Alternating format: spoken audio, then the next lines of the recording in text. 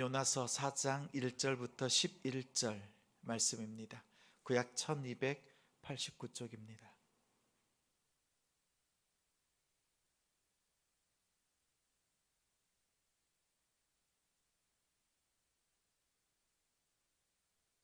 요나서 4장 1절부터 11절 구약 1289쪽 한 절씩 교독하겠습니다.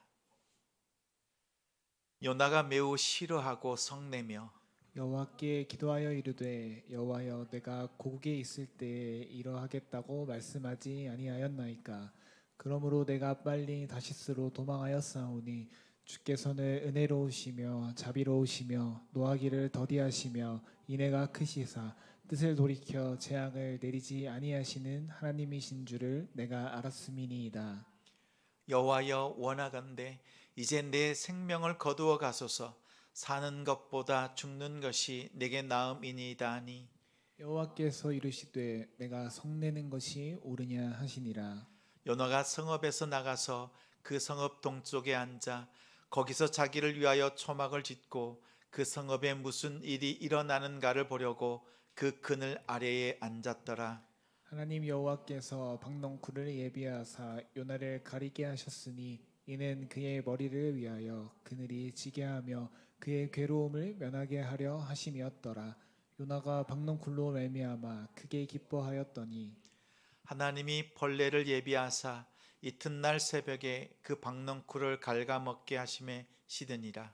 해가 뜰 때에 하나님이 뜨거운 동풍을 예비하셨고 해는 요나의 머리에 쪼임에 요나가 혼미하여 스스로 죽기를 구하여 이르되 사는 것보다 죽는 것이 내게 나으니이다 하니라. 하나님이 요나에게 이르시되 내가 이 박넝쿨로 말미암아 성내는 것이 어찌 옳으냐 하시니 그가 대답하되 내가 성내어 죽기까지 할지라도 옳으니이다 하니라. 여호와께서 이르시되 내가 수고도 아니하였고 재배도 아니하였고 하룻밤에 났다가 하룻밤에 말라버린 이 박넝쿨을 아꼈거든. 함께 있습니다. 하물며 이 큰 성읍 니느웨에는 좌우를 분별하지 못하는 자가 12만 명이요 가축도 많이 있나니 내가 어찌 아끼지 아니하겠느냐 하시니라. 아멘. 단단히 꼬인 마음을 풀 때까지, 단단히 꼬인 마음을 풀 때까지라는 제목으로 말씀 전하겠습니다. 우리 곁에 있는 성도님들과 인사 나누겠습니다. 한 주간 수고하셨습니다. 한 주간 정말 수고하셨습니다. 믿음으로 살아낸 우리 성도님들의 그 지난 한 주간을 하나님께서 받으시고 은혜와 복 주실 줄 믿습니다.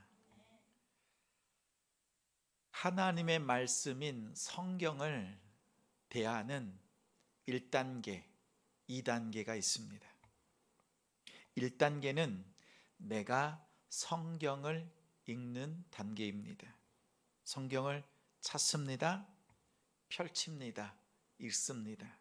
그러면 내 상황에 적절한 말씀, 또 내 마음을 위로해주는, 이해해주는 말씀을 들었을 때 하나님께서 나에게 말씀해 주셨다, 이렇게 듣습니다. 이루 말할 수 없는 감동이 밀려오지요. 우리 성도님들의 표정을 보니까 진실입니다. 지난 한 주간 그러한 은혜가 있었을 줄 압니다. 문제는 그 감동의 시간이 짧습니다. 빈도는 아주 적습니다. 자신의 컨디션이나 상황에 따라서, 형편에 따라서 말씀이 좋았다가 그렇지 않다가 이렇게 업다운을 반복합니다. 이보다 더 큰 문제가 있습니다. 내 상황, 내 생각의 틀에 말씀을 억지로 끼워 넣는 것입니다. 화면에 사진 하나 보여주십시오. A, B, C, D. 그럴싸합니까? 뭐가 문제인지 잘 모르겠어요. 네. 다 맞는 것 같아요. 예, 맞는 것 같은데 좀 이상하지요. 억지로 끼워 넣고 틀린 줄도 잘 모릅니다.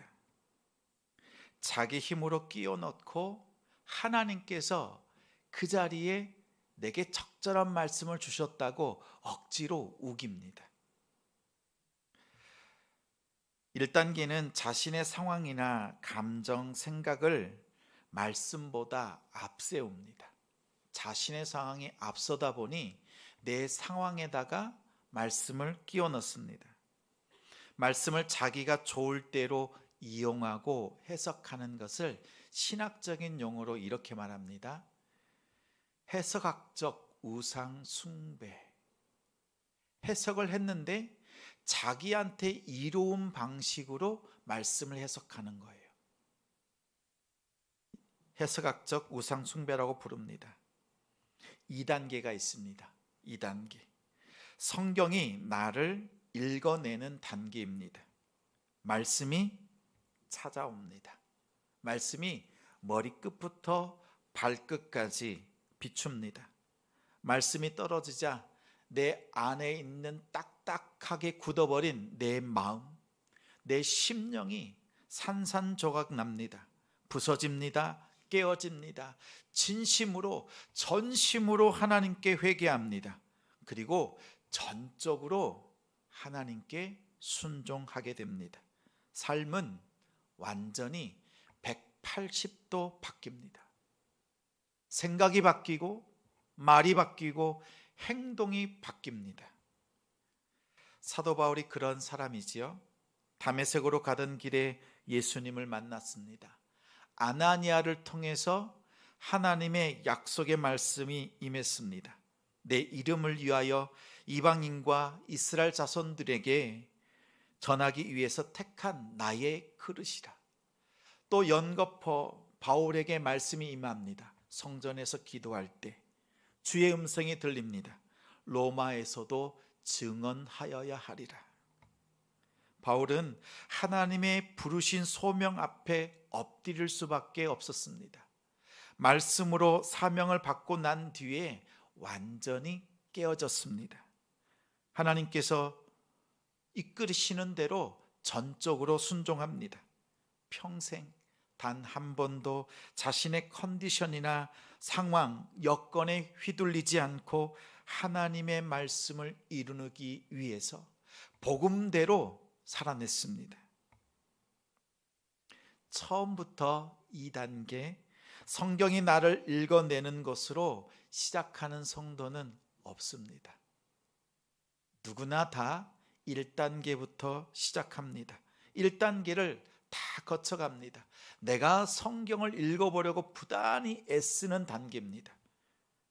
다만 1단계를 얼마나 빨리 극복하고 벗어나느냐가 가장 중요합니다.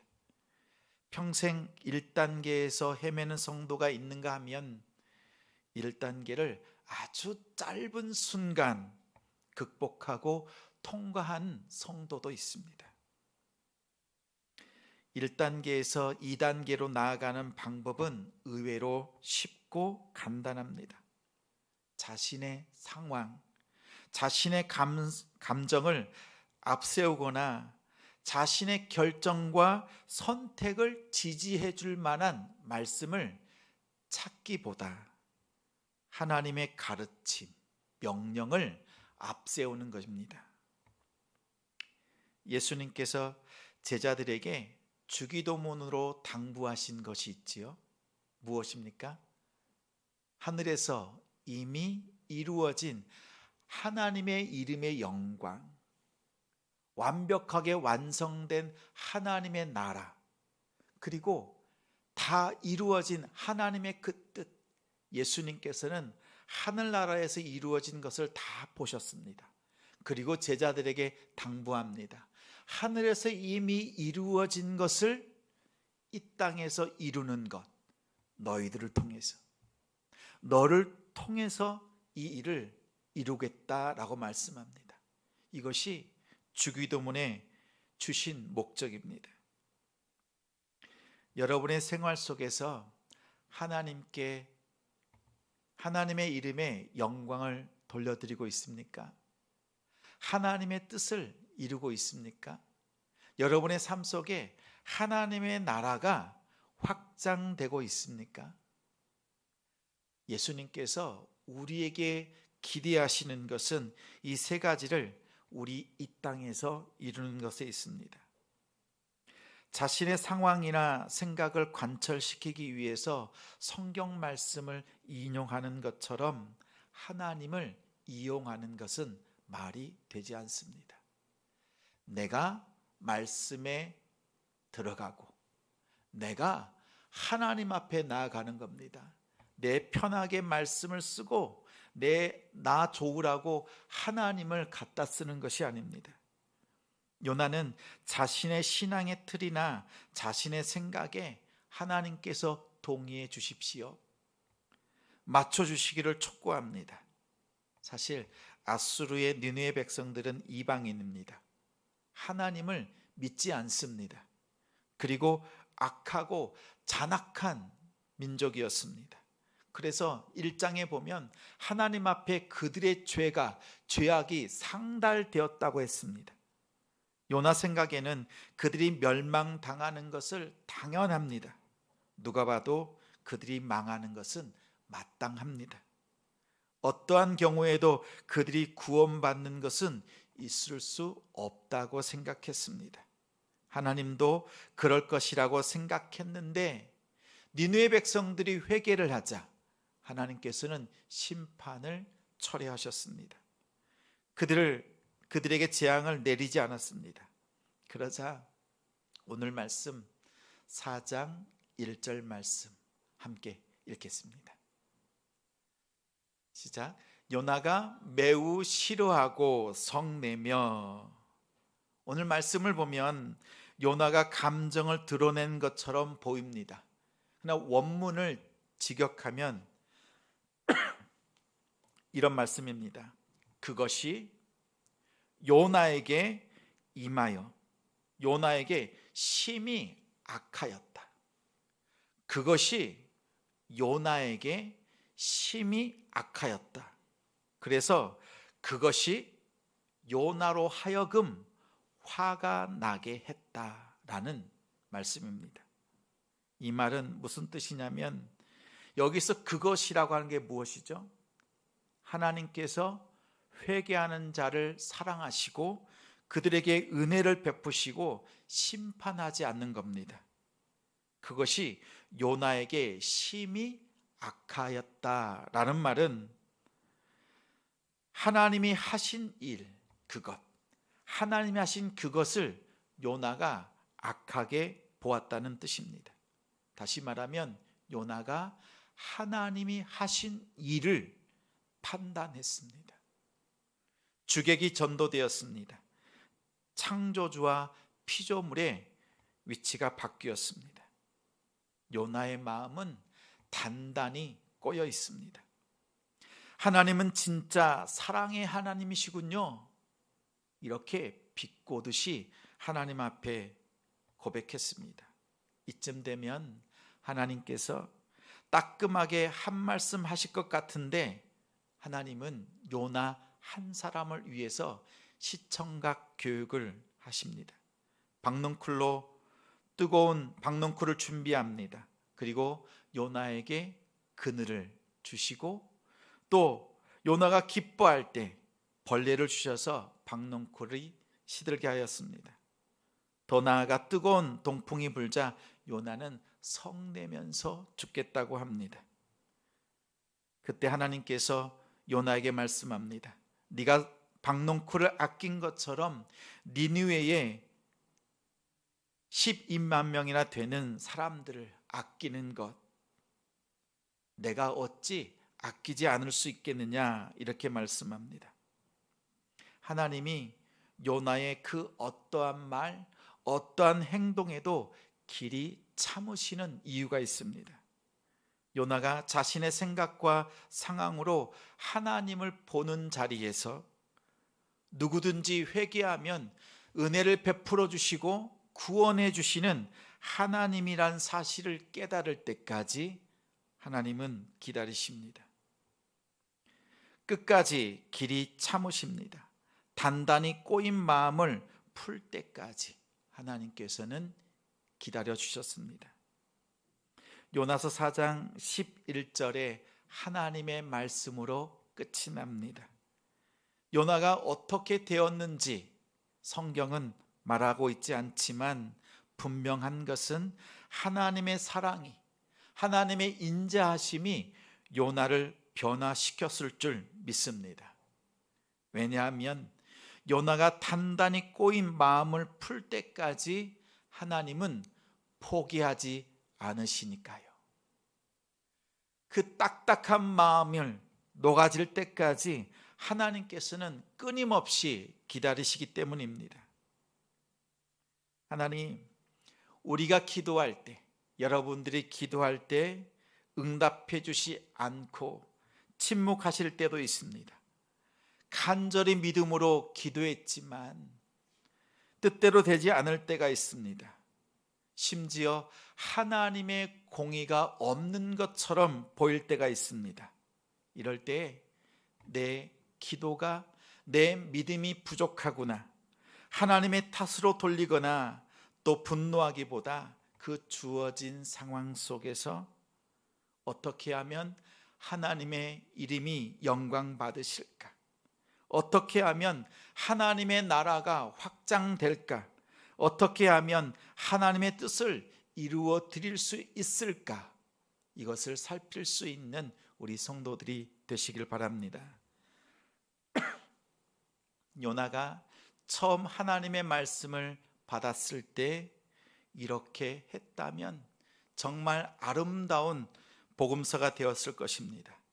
이제 우리는 이 요나서를 통해서 나의 감정과 생각, 그리고 내 상황 속에서 하나님의 말씀을 이용하는 것보다 지금 나에게 주시는 하나님의 뜻이 무엇인가, 이미 분명하게 선포된 하나님의 나라와 영광을 위해서 어떻게 이루어 드릴까, 이것을 먼저 살피면서 기도할 수 있는 우리가 되길 소망합니다.